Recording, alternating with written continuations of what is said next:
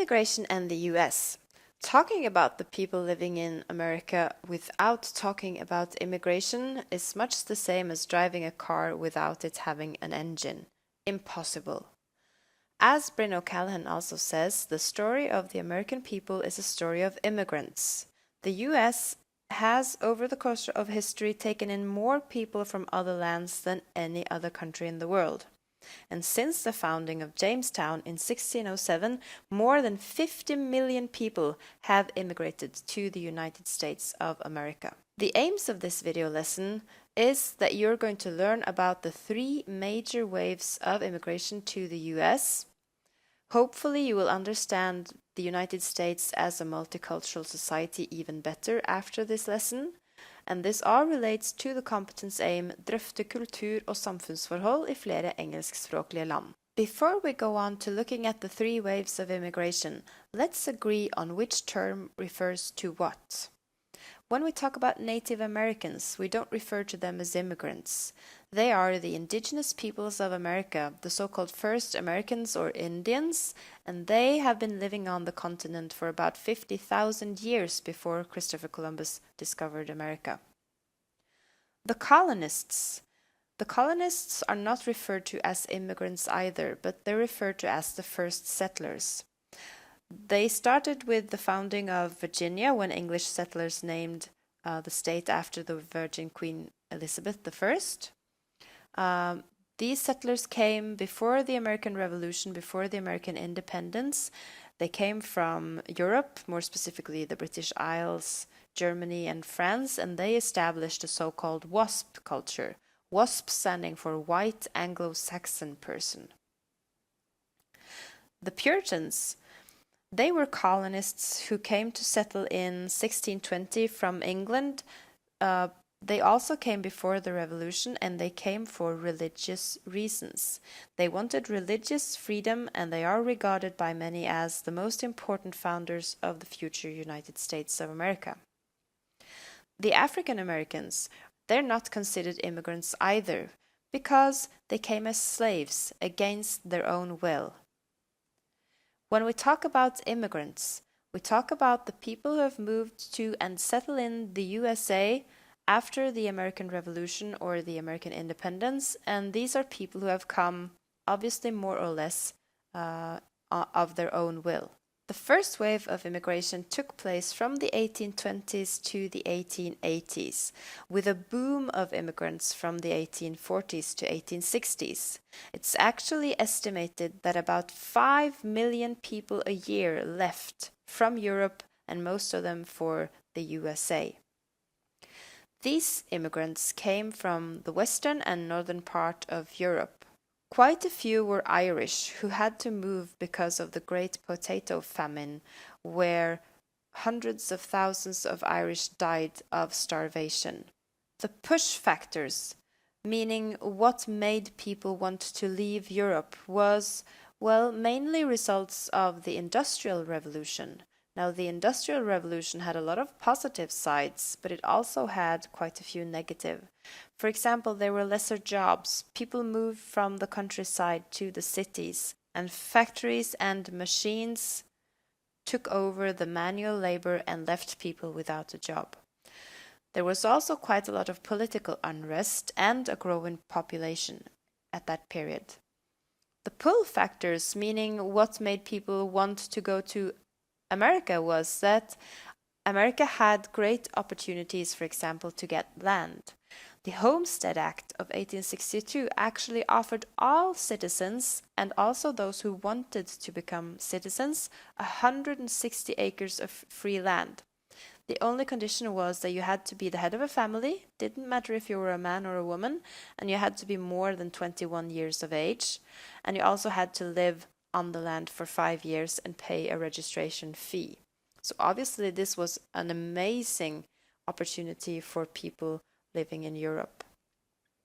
People also came to make money, to find gold, and it was also easier to travel. The first immigrants who came were culturally very similar to the colonists. That made it easy for them to assimilate.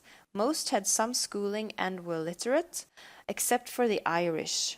They were poor, they were illiterate, they were Catholics, they were heavily discriminated against. For example, when there was a vacant job, people could put up posters saying "No Irish need apply." The settlers settled in the Midwest, and Scandinavians, meaning also Norwegians, were part of this wave. Dinnerstein and Reimers has this quite thought-provoking and interesting description of a Norwegian immigrant settling in the US and how the Norwegians behave. Foreigners and their children preferred living in ethnic enclaves and often resisted moving into the mainstream. In some Norwegian communities, a Yankee was almost an alien, and a visitor to Scandinavia, which is a city, in Wisconsin, in 1879 to 1880 noted, "On the streets, in stores, one heard only Norwegian. The church was a replica of those at home. The minister wore the vestments of the state church. The hymn books were the same as those used in Norway." A more recent visitor wrote that although his grandparents lived in the United States for more than 60 years, there is no clear evidence that they had more than glancing contact with anyone who was Norwegian. Now, what makes me think that this is an interesting description is because the criticism raised here is somewhat similar to the criticism we and other countries raise to the immigrants coming to live in our countries. During the first wave of immigration, there was also quite a lot of Chinese immigration. The Chinese, they called the US the Golden Mountain, and they came mostly to California. Now, they planned to work and then make money and return to China, which was quite different from other immigrants. They worked on railroads and in mining, and they could also own restaurants and laundries.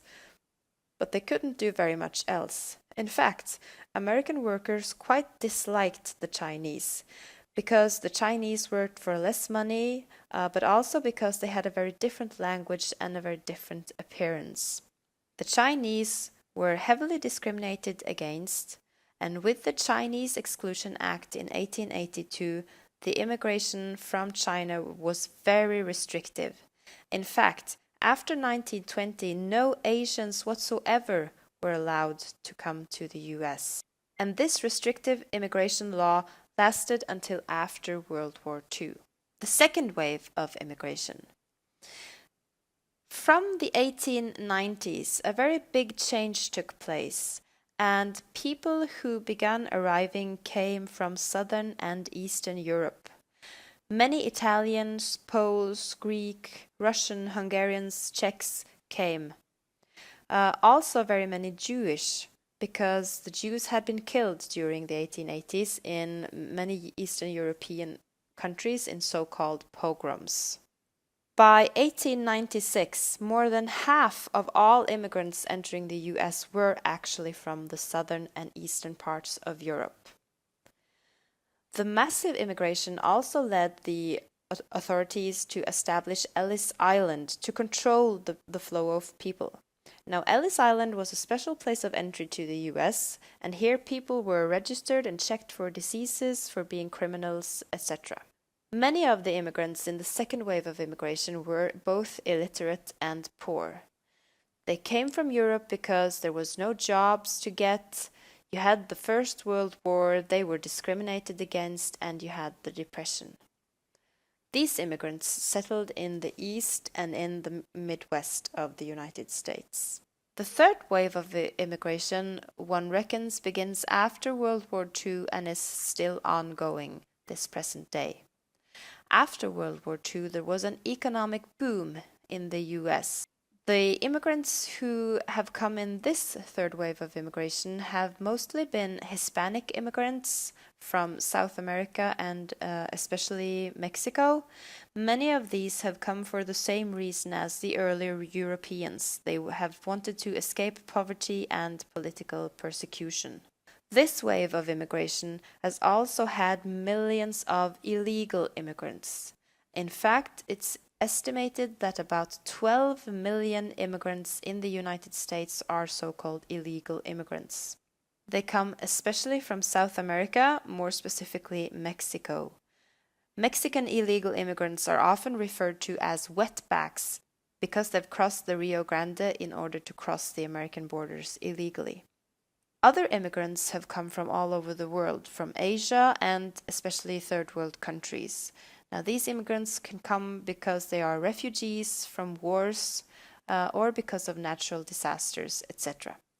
Two images that are often used to describe the immigration to the US is the melting pot and the salad bowl. The melting pot is an image of how immigrants coming to the USA melt into the society or totally assimilate, become exactly like every other American, while the salad bowl is more an image of how people who immigrate, they mix, but they still stick to their own cultural traits. Most Americans are very proud of their roots.